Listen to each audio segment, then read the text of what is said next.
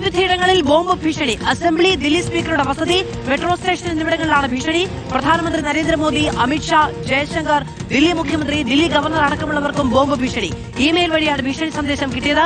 നോബിൾ മാരിക്കാരൻ വിവരങ്ങളുമായി ചേരുകയാണ്. നോബിൾ, ഒരു കൂട്ടമാക്രമണങ്ങളെ തുടർന്നുള്ള ഭീഷണിയാണ് ഉണ്ടാകുന്നത്. ഇതിനെ സംബന്ധിച്ച് പോലീസ് നൽകുന്ന ഔദ്യോഗിക വിശദീകരണം എന്താണ്? അത് ഇന്നിപ്പോൾ വിവിധ ഇടങ്ങളിലാണ് വ്യാജ ബോംബ് ഭീഷണി എത്തിയത്. പ്രധാനമായും ഇമെയിൽ മുഖേനയാണ് ഈ ഭീഷണികൾ എത്തിയിരിക്കുന്നത്. ഭീഷണിയിൽ വ്യക്തമാക്കിയിരിക്കുന്നത് ഖലിസ്ഥാൻ നാഷണൽ ആർമി എന്ന പേരിലാണ് ഈ സന്ദേശം എത്തിയത്. അതായത് നിയമസഭാ മന്ദിരം, അതോടൊപ്പം തന്നെ ദില്ലി മുഖ്യമന്ത്രി, ദില്ലി ഗവർണർ, പ്രധാനമന്ത്രി നരേന്ദ്രമോദി, അമിത്ഷാ, അതോടൊപ്പം എസ് ജയശങ്കർ അടക്കമുള്ള ആളുകളാണ് ഇത്തരത്തിൽ ഭീഷണി സന്ദേശം ഇതുമായി ബന്ധപ്പെട്ട് വരികയും ചെയ്തിരിക്കുന്നത്.